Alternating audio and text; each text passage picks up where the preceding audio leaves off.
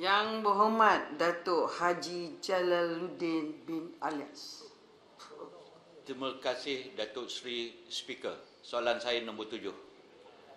Silakan Yang Berhormat. Terima kasih Speaker, terima kasih Haji Lebu. Alhamdulillah wassalatu wassalamu ala Rasulillah.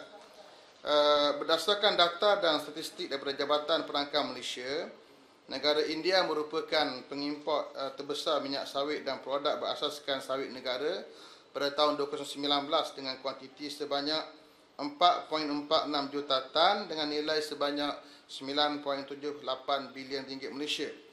Antara langkah yang sedang diambil bagi meningkatkan lagi pasaran ekspor minyak sawit negara, pertamanya kita perkukuhkan pasaran ekspor utama sedia ada, terutamanya ke negara India, China, Pakistan dan juga Amerika Syarikat. Di samping kita mempromosi produk sawit dengan lebih agresif untuk menembusi pasaran seperti di benua Afrika dan juga Asia Tengah, termasuk juga di Timur Tengah. Yang kedua, kita meningkatkan lagi aktiviti penyidikan dan R&D untuk menghasilkan produk baru yang mempunyai nilai tambah bagi produk hiliran komoditi seperti animal feed berasaskan sawit.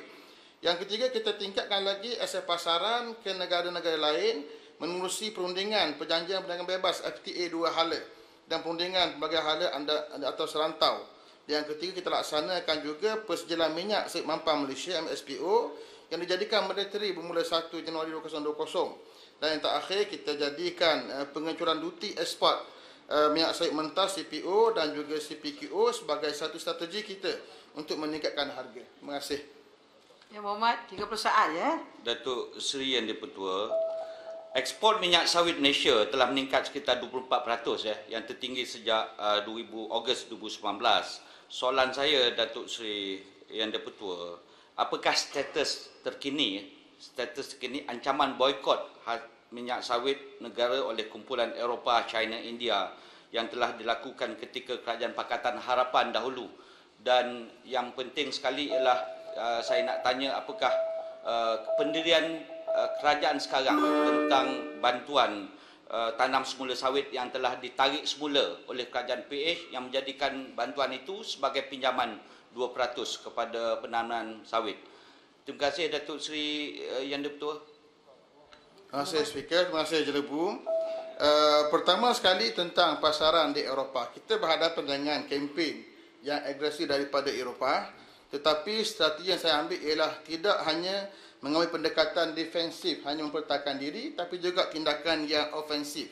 Mana ofensif ialah pertama sekali kita menceritakan dan kita wawarkan kebaikan dan manfaat yang ada pada minyak sawit kita tu. Antaranya saya bincang di peringkat antarabangsa untuk kita menaja beberapa profesor di bidang ini untuk membuat kajian tentang kebaikan bagi minyak sawit dan dijadikan sebagai jurucakap kita di peringkat antarabangsa menerusi kajian yang mereka laksanakan. Juga di peringkat Malaysia, kita telah bawa satu keputusan di peringkat kabinet, iaitu kita bawa ke sini ke mahkamah. Kita bawa ke sini untuk perbincangan di peringkat WTO menerusi mekanisme penyelesaian pertikaian DSM, yang mana kita sedang wujudkan sekarang ini tim perundangan untuk kita bawa ke sini sebagai support kita kepada Indonesia yang telah lebih awal mendahului kita membawa ke sini ke peringkat WTO. Terima kasih. Soalan kedua. Soalan tambahan. Ya. Simpan ngam. Dah banyak sangat orang Johor, boleh? Saya bagi orang Melaka. Kelantan, Kelantan. Bagi orang Melaka. Tak tahu kena pergi Kelantan kalau kerai. Suara orang Melaka saya tak dengar. Nantilah. Terima kasih. Timbalan Ketua. Nanti saya belanja asam pedas. Asam pedas Johor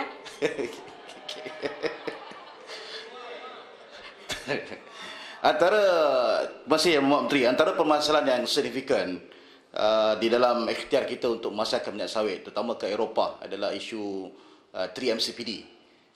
Saya dimaklumkan bahawa ini walaupun terdapat konsensus di kalangan negara-negara pengeluar bahawa 3MCPD ini bersifat discriminatory dengan izin, tapi saya ingin tahu kenapa Malaysia bahawa ini tarik diri daripada pendirian itu. Dan bagaimana pula dengan kempen Love My Palm campaign yang kita laksanakan? Adakah ini tidak diteruskan oleh kerajaan sekarang? Terima kasih. Berhubung dengan kempen Sayangi Sawitku, saya telah bergerak untuk mengubah kempen itu kepada yang lebih baik, insya-Allah. Namanya iaitu sawit anugerah Tuhan. Itu pendekatan saya untuk sepanjang saya menjadi menteri. Yang kedua berhubung dengan isu 3MCPD. Perkara ini sedang kita bincang di peringkat industri kerana ada permintaan untuk mereka dibenarkan untuk mengambil level 2 level untuk kepentingan pemasaran sawit mereka di peringkat Eropah. Itu dalam perbincangan kita, insya-Allah. Terima kasih. Menteri, Ketua, industri last penting untuk orang Johor. Pendek je. Pendek. Soalan pendek. Soalan. Okey. Terima kasih Tuan Ketua. Berkaitan dengan lobi anti sawit di Eropah, saya kira kalau kita lihat kepada naratif yang digunakan ialah lebih kepada environment ataupun alam sekitar. Jadi kempen mereka bukannya kerana minyak sawit tidak berkhasiat ataupun tidak ada kajian tentang kelebihannya.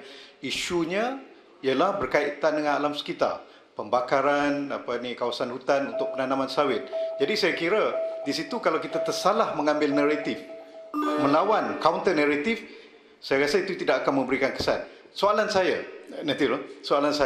apakah di sana ada usaha sama di antara kementerian yang berhormat menteri dengan kementerian mewah dan juga mungkin dengan MOSTI dalam kita memastikan apabila kita melakukan counter lobby ataupun counter naratif, kita benar-benar mengikuti naratif yang sebenar, memperkatakan tentang isu yang sebenar. Baik, terima kasih Tuan Speaker. Yang Berhormat Menteri, kalau nak jawab cara bertulis pun boleh. Terima kasih, Speaker. Saya jawab secara lisan lah. Boleh jawab? Tadi. Boleh jawab.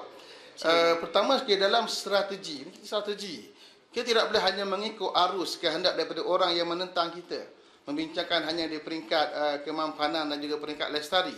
Kerana itu kita buat naratif yang kedua, iaitu bahawa ini adalah anugerah Tuhan, bahan makanan yang terbaik untuk dunia. Maka di kala mana kita menceritakan kebaikan ini, maka kehendak ataupun lobi di peringkat Eropah yang sebenarnya mensasarkan untuk meningkatkan minyak mereka, minyak soya dan sebagainya, akan terkebelakang automatically. Yang kedua, di peringkat kemampanan atau di peringkat environmental ini, itu sudah ada MSPO yang telah kita gerakkan dan kita jadikan compulsory untuk semua para pekebun kecil, termasuk pekebun kecil, untuk dijadikan compulsory pada mereka bermula 1 Januari 2020. Artinya di peringkat kita telah dilaksanakan. Tinggal lagi naratif kedua kita kena bawa. Ini strategi yang saya bawa, insya-Allah. Terima kasih. Terima kasih.